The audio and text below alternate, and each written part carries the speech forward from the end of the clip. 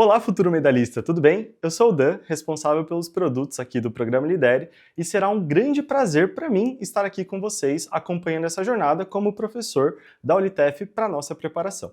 Antes de começarmos, eu quero dizer que para mim é um grande privilégio estar aqui. Quando eu tinha exatamente a idade de vocês, eu adorava participar de várias competições na escola. Eu sempre fui muito ruim no fute, sempre fui muito horrível no futebol, nunca consegui ganhar uma interclasse, mas eu participei de algumas Olimpíadas como Canguru de Matemática, como Olimpíada Brasileira de Astronomia e até mesmo, por exemplo, o ProErd. Como vocês podem perceber, eu sempre fui muito competitivo. E por isso eu quero compartilhar aqui com vocês algumas estratégias e dicas para que a gente consiga fazer uma boa prova e também a gente conseguir, talvez, conquistar uma medalha aí, quem sabe.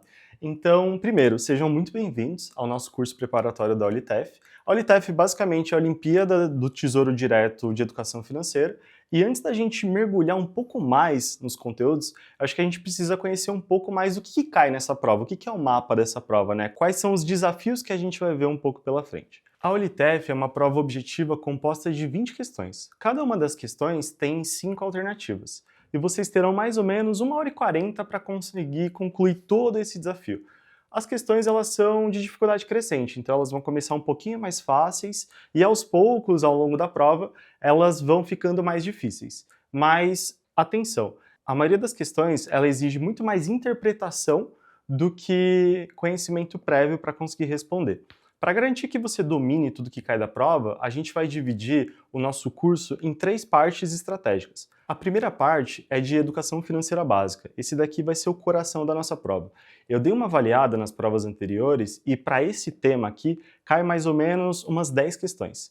E dentro desse tema vão cair conceitos como taxa Selic, inflação, PIB, alguns termos que a gente vai falar um pouquinho aqui que daqui a pouco vocês vão entender um pouco mais. Na parte 2, a gente vai aprender um pouquinho sobre renda fixa. Então, a gente vai desvendar o que é um tesouro direto, um CDB, LCI, LCA.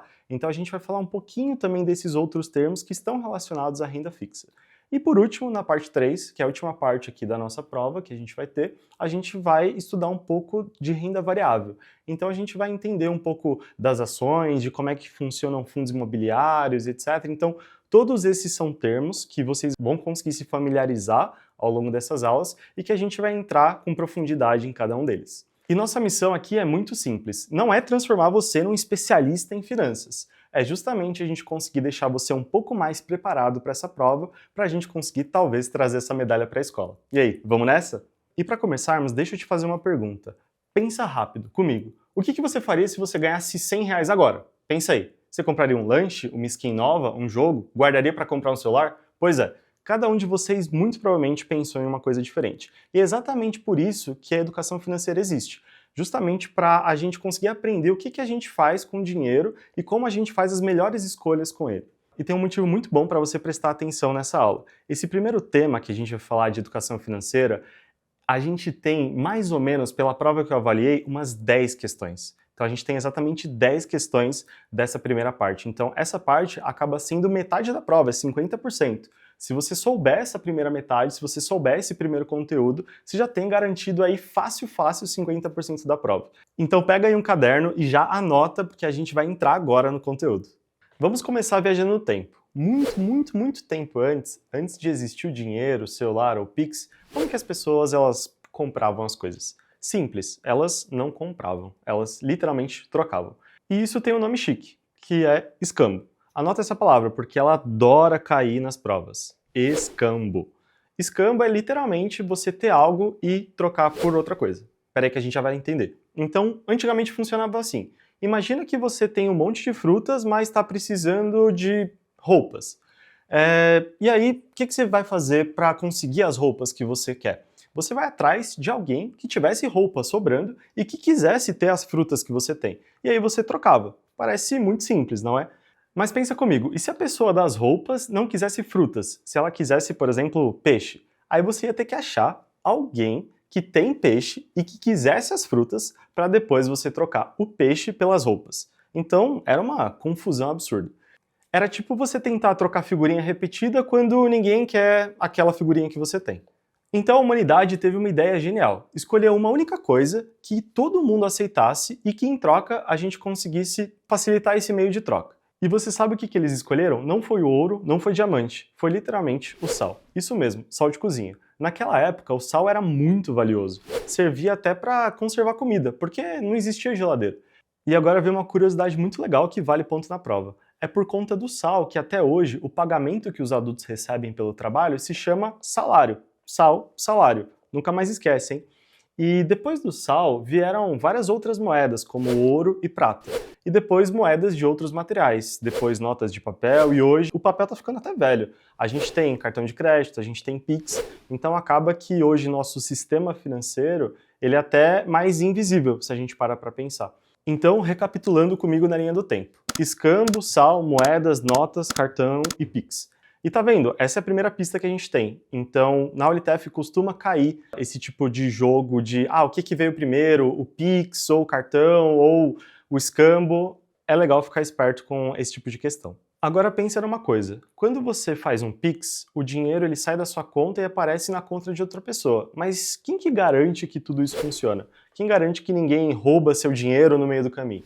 É aí que entra um nome importante, o Sistema Financeiro Nacional. O Estado brasileiro criou um conjunto de órgãos e regras para que os bancos e as outras empresas financeiras funcionassem com segurança. E a gente pensa nele como um juiz do campeonato. Ele cria as regras do jogo e fiscaliza se todo mundo está cumprindo. E dentro desse sistema tem vários jogadores, cada um com sua função. E presta atenção, porque a prova adora perguntar qual que é a instituição que a pessoa vai para procurar um financiamento? Qual que é a instituição que a pessoa vai para pagar uma dívida? Então, a prova adora perguntar esse tipo de coisa. Então, o time, aqui no caso, que são essas instituições, seriam, por exemplo, o banco, que é o mais famoso. Ele é o responsável por guardar o seu dinheiro e emprestar o seu dinheiro para as pessoas, para o governo, oferece investimentos e emite títulos para captar dinheiro. E você sabe o que o banco faz com o dinheiro que você deixa parado lá? Ele literalmente empresta para outra pessoa, cobra juros, recebe por isso, e é assim que o dinheiro circula no final do dia. E um outro ator desse ecossistema é a cooperativa de crédito. É como se fosse um banco, mas com uma diferença muito importante. Os clientes também são os donos. Pensa como se fosse um clube. Todos os participantes ajudam a manter o clube funcionando e todos podem se beneficiar dele. Na cooperativa, o que acontece é algo muito parecido. O dinheiro dos cooperados, que são as pessoas do clube, ajuda a oferecer empréstimos para outros serviços que outras pessoas também, membros, gostariam de ter. Então, os lucros, eles acabam voltando para os membros. Então, membros emprestam dinheiro para os outros. É assim que funciona basicamente uma cooperativa. Um outro termo que costuma cair muito na prova é corretora de valores. A corretora é como se fosse uma loja com vários investimentos. E aí nela a gente consegue escolher, por exemplo, onde que você quer usar seu dinheiro. Se você quer comprar uma ação, se você quiser comprar um fundo. Então a corretora, ela ajuda a gente a enxergar o mercado como uma ponte. Ela conecta você aos investimentos que tem no mercado. Então, dentro da corretora, você não compra uma ação imediatamente na empresa, você não bate na porta dela, vai lá e compra. Você compra um título que equivale a um pedacinho da empresa. Então, a corretora ela faz isso. Já a seguradora, que é um outro termo que cai muito na prova, é quem você procura para fazer um seguro. Então, seguro do carro, da casa, seguro de vida, basicamente você paga um valor, ela guarda esse dinheiro para você e se acontecer algum imprevisto, você recebe esse valor de volta e você está protegido ali do prejuízo. A administradora de consórcio é uma empresa que organiza um grupo de pessoas, por exemplo, que tem o mesmo objetivo. Por exemplo, eu e os meus amigos queremos comprar um carro, uma casa.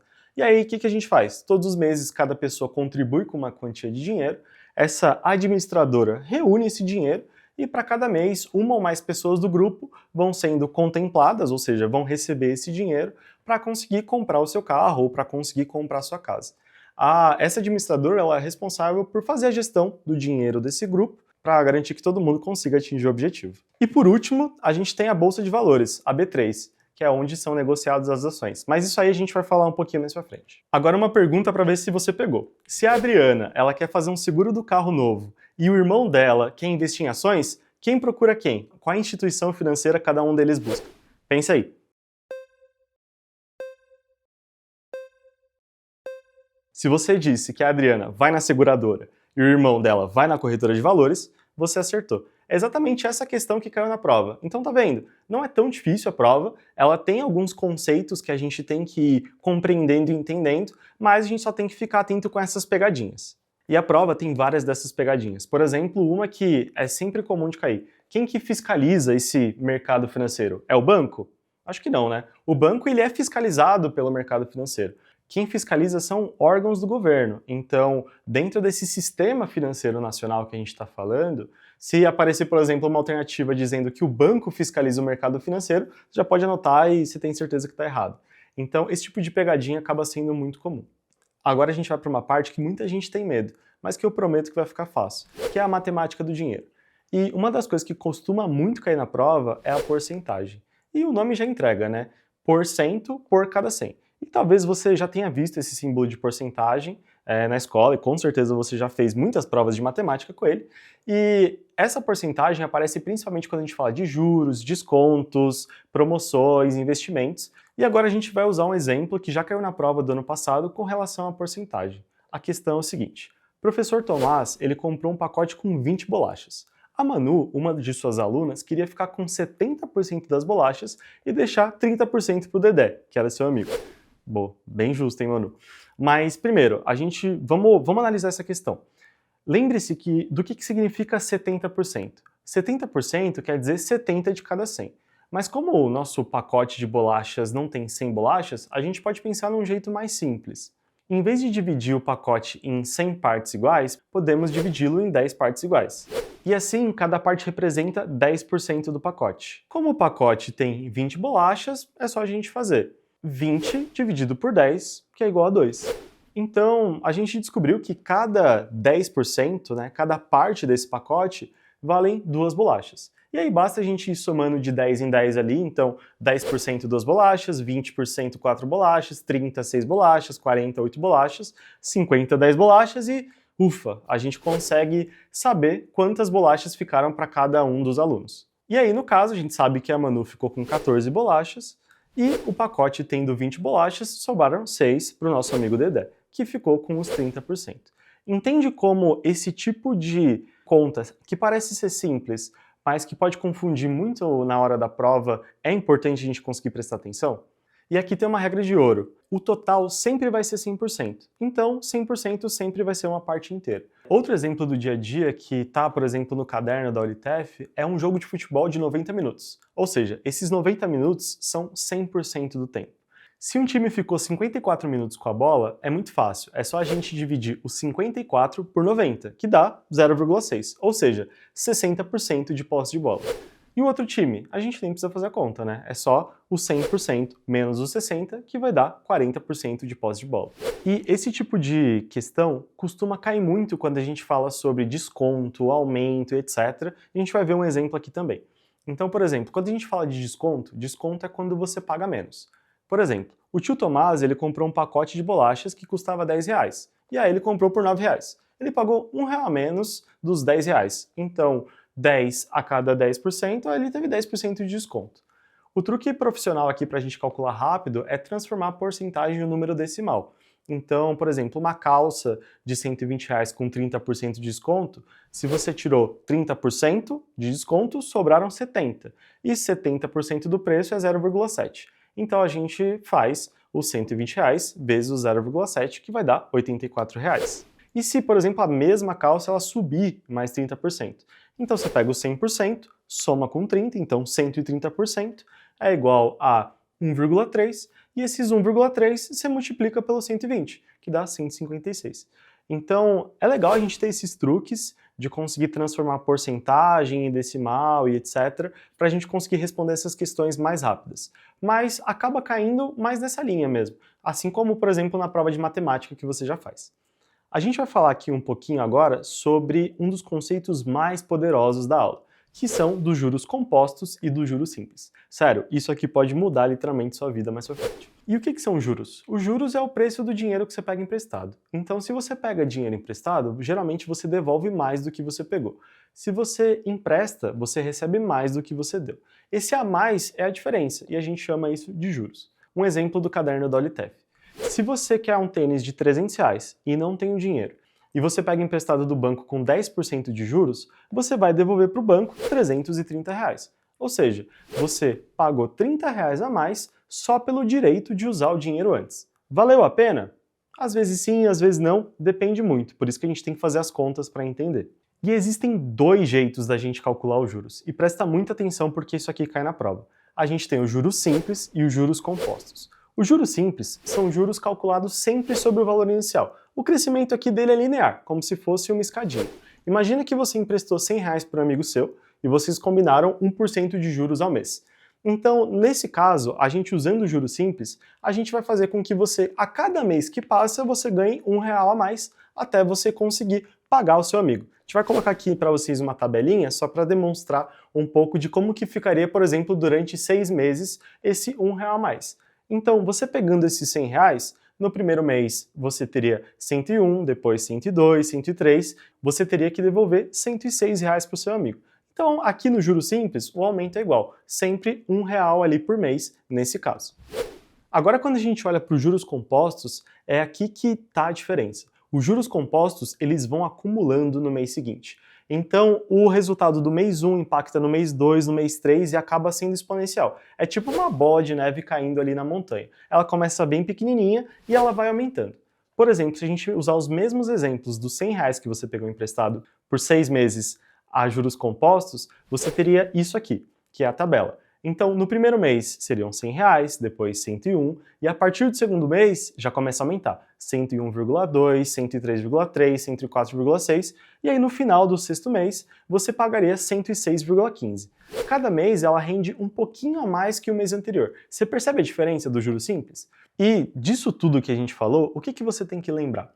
O juros simples, a gente sempre calcula o juros sobre o valor inicial, e os juros compostos a gente sempre calcula sobre o valor que vai atualizando. Então todos os meses a gente vai atualizando o valor. Essa daqui é basicamente a diferença que você precisa saber para a prova. Ah, professor, mas 15 centavos de diferença é muito pouco, que decepção, tal. Calma, o segredo aqui dos juros compostos é o tempo. Então quanto mais tempo você fica sem pagar, mais tempo esses juros rendem e você precisa pagar um valor maior. E aqui, por exemplo, olha o que acontece se aqueles mesmos R$100, ao invés de 6 meses, forem 10 anos, que são 120 meses. No juros simples, a gente teria R$100 virando 220 e nos juros compostos, R$100 virando 330,4. Então é muito mais dinheiro.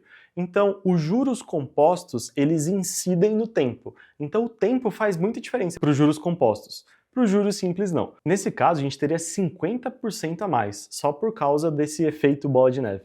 Quanto mais tempo, mais absurda fica essa diferença. E o objetivo aqui não é que você memorize qualquer tipo de fórmula e etc. Mas o objetivo é que você responda perguntas como: depois de 6 meses, qual que rende mais? Juros simples ou compostos? Por quê? Se você só souber responder isso, você já entendeu que os juros compostos eles rendem mais porque eles são juros sobre juros. Então, com isso, você já conseguiu atingir o nosso objetivo principal dessa parte aqui na aula.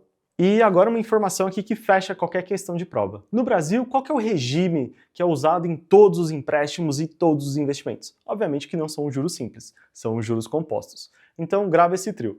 O simples é linear, o composto ele é exponencial, ele acumula, e no Brasil a gente usa os juros compostos. Caiu exatamente essa questão na prova de 2025, quando eu estava dando uma olhada, e ela era uma pergunta de você conseguir completar as lacunas. Então, só você tendo esse conhecimento da diferença do juro simples para o composto, você já conseguiria responder. Legal, e agora continuando no nosso tema de economia básica, a gente vai falar de alguns termos que também costumam cair na prova, mas que aqui agora não tem mais conta, tá? Então as contas acabaram.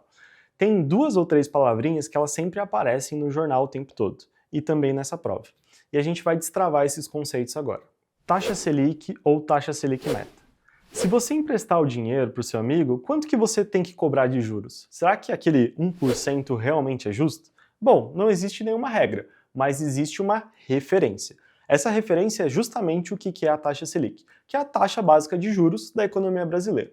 A Selic é a base para a gente conseguir tomar uma decisão. Então ela é como se fosse o GPS no final do dia de todos os juros do país. Quem decide essa taxa? Quem que escolhe? Bom, quem escolhe é o Copom, que é um comitê do governo que é feito a cada 45 dias, 8 vezes por ano. Agora, uma pegadinha de prova real. Se a Selic está em 13,25% ao ano, isso significa que a inflação, por exemplo, foi de 13,25%? Não. Significa que o PIB vai crescer 13,25%? Também não. O que é a Selic? A Selic é basicamente a taxa básica de juros. Ela não tem nenhuma correlação entre inflação, entre taxa mínima de empréstimo, etc., ela é justamente uma base para a gente conseguir decidir. E justamente em 2025 também caiu uma questão assim, perguntando, por exemplo, se a Selic aumentando para 13,5 se ia impactar a inflação. Não, ela é a taxa básica de juros. E aí a gente vai falar um pouco de todos esses outros termos, tá? Para vocês não terem dúvida. Então, por exemplo, o que é inflação? Inflação, por exemplo, é quando a gente imagina que, sei lá, a gente tem 10 reais. E esses 10 reais hoje a gente quer usar para comprar um hambúrguer e um refrigerante. E aí, um ano depois, imagina que os preços das coisas aumentaram e agora o hambúrguer ele custa 8 reais e o refrigerante custa 4 reais. Se a gente somar esses dois aqui dá 12 e os mesmos 10 reais não são suficientes para a gente conseguir comprar as mesmas coisas que a gente comprava antes. É isso que é a inflação. A inflação é o aumento dos preços dos produtos e serviços ao longo do tempo. Quando a inflação aumenta, o dinheiro perde poder de compra. Ou seja, aqueles mesmos 10 reais que eu usaria para comprar um hambúrguer e um refrigerante, eu já não consigo mais. Ou seja, com a mesma quantidade de dinheiro, você consegue comprar menos coisas do que você conseguia comprar antes. E como a gente sabe se a inflação aumentou? No Brasil existe um indicador chamado IPCA. Ele acompanha o preço de centenas de produtos e serviços, como por exemplo pão, leite, açúcar, arroz e enfim, todo tipo de produto que você pode utilizar ou serviço, o IPCA acompanha. Assim a gente consegue saber se em geral os preços estão subindo ou diminuindo. O IPCA é esse índice que mede essa inflação oficial no Brasil. E o que a Selic tem a ver com isso? Está muito confuso. Imagina, por exemplo, que a economia é como se fosse uma panela no fogo. Quando a inflação sobe muito, quando o fogo sobe muito, é como se essa panela estivesse fervendo. E para diminuir esse calor, o Copom ele aumenta a taxa Selic. Com juros mais altos, as pessoas pegam menos dinheiro. Então, menos dinheiro é igual a os preços subirem mais devagar, a inflação vai sendo controlada e o Copom vai controlando a Selic para incentivar as pessoas a consumir e investir. Então, justamente esse comitê, o Copom, ele que regula o quanto que a gente coloca ou tira dinheiro da economia. Resumindo, uma inflação muito alta significa que a Selic aumenta. Uma inflação controlada significa que a Selic pode diminuir. Beleza, e o que é essa sigla PIB? O PIB é o Produto Interno Bruto. Imagina que o Brasil é uma grande fábrica e durante o ano inteiro o país ele produz muitas coisas, carros, pães, roupas, celular e etc, várias coisas. E além disso, muitas pessoas prestam serviço. A gente tem professor, mecânico, médico, enfim. O PIB é a soma do valor de todo mundo trabalhando junto. Então, é basicamente isso que significa Produto Interno Bruto dentro daquele ano. Então, dentro daquele ano, a soma dos valores de dinheiros gerados é o que a gente chama de PIB. E o que acontece quando o PIB ele cresce? Se o PIB aumenta, geralmente significa que as empresas estão produzindo mais, que as pessoas estão comprando mais, que a gente tem mais emprego e a economia está sendo mais movimentada. Por isso que quando a gente ouve que o PIB cresceu, normalmente é um bom sinal para a economia. E aqui vai então um resumo bem simples para a gente decorar. Inflação é o aumento dos preços, o IPCA ele mede a inflação oficial no Brasil, a Selic ajuda a gente a controlar a inflação, o PIB é a soma de tudo que o país produz, e o PIB crescendo geralmente significa mais produção, mais empregos, uma economia mais forte. Então, dentro desse tema, são esses os conceitos que você precisa saber. Tudo que a gente viu até agora, toda essa parte de inflação, Selic, PIB, parece muito distante, parece muito termo técnico. Mas isso acaba sendo assuntos que estão presentes no nosso dia a dia, só que a gente acaba não dando tanta atenção. Por exemplo, quando a inflação ela aumenta, os preços do mercado sobem. Quando a Selic muda, ela influencia, por exemplo, os juros de empréstimos, de financiamentos. E quando o PIB cresce, normalmente surgem mais empregos, oportunidades de ganhar dinheiro. Então, esses termos acabam afetando muito o nosso cotidiano. E aí, por exemplo, vem uma pergunta muito importante. Como que tudo isso afeta o seu dia a dia? A resposta disso está em uma palavra, o orçamento. O orçamento é como a gente planeja o uso desse dinheiro. É nele que você anota quanto que entra, quanto que sai, e você olha para entender se está gastando mais ou menos do que você recebe. E de onde que vem o dinheiro de uma família, por exemplo? Ele pode vir, por exemplo, do salário, de trabalhos extras, de aposentadoria, auxílio, aluguel, imóveis, enfim. Tudo isso a gente chama de receitas, que são as formas com que a gente ganha dinheiro. E para onde que o dinheiro vai? Geralmente ele vai para pagar moradia, alimentação, transporte, roupa, escola, internet, lazer, e a gente geralmente chama esse grupo de coisas que a gente gasta de despesa. Esses dois termos são muito simples. Quando a gente vê que as receitas estão maiores que as despesas, significa que está sobrando dinheiro, que a gente tem dinheiro para guardar, para investir. Quando as receitas são iguais às despesas, qualquer tipo de aumento de custo, de preço, de inflação já pode afetar o nosso bolso. E quando as despesas estão maiores que as receitas, aqui é um sinal de alerta. A gente vai precisar reduzir os gastos ou encontrar uma nova fonte de renda. E esses termos são muito importantes aqui. E aqui olha uma conexão com os últimos assuntos que a gente viu. Lembra daquela bola de neve que a gente chamou de juros compostos? Ela pode justamente trabalhar a seu favor, fazendo com que o seu dinheiro cresça ao longo do tempo. E por isso existe um hábito que faz muita diferença: guardar um pouco de dinheiro antes de você guardar o restante. Não importa se é pouco ou se é muito, mas o importante é começar. Bom, muito bem. Então a gente viu praticamente todo o conteúdo aqui dessa primeira parte. A gente vai para uma segunda parte, mas antes eu quero que você faça alguns exercícios para a gente conseguir fixar o conhecimento. Eu vou colocar aqui na tela algumas questões, você pausa agora e vê se consegue responder. Vamos lá? Questão 1 da prova de 2025. E aí?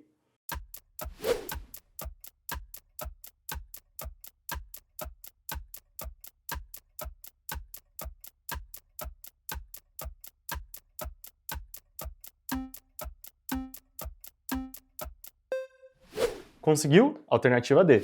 Questão 4 da prova de 2025.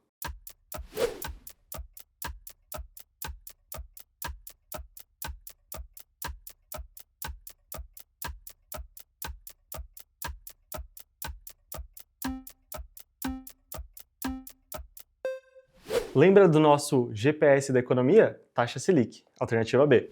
Questão 6 da prova anterior. Vamos lá?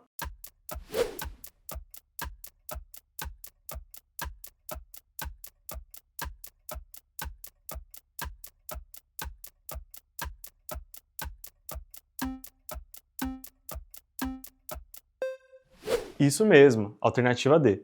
Me conta como é que você resolveu essa daqui nos comentários. Questão 7 da prova, juros simples e juros compostos. Essa daqui parece ser mais difícil, hein?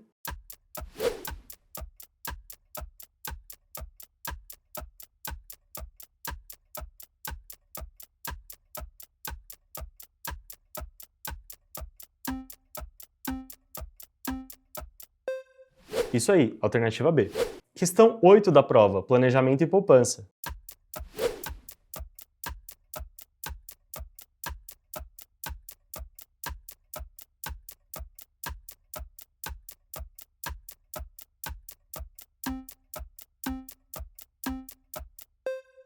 Isso aí, confere aí. Alternativa E, exatamente. Questão 9 da prova, sobre PIB.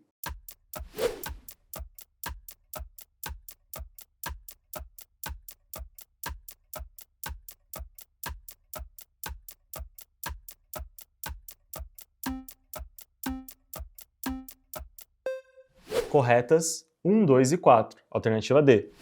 E a nossa última, questão 10 da prova. O que os bancos fazem?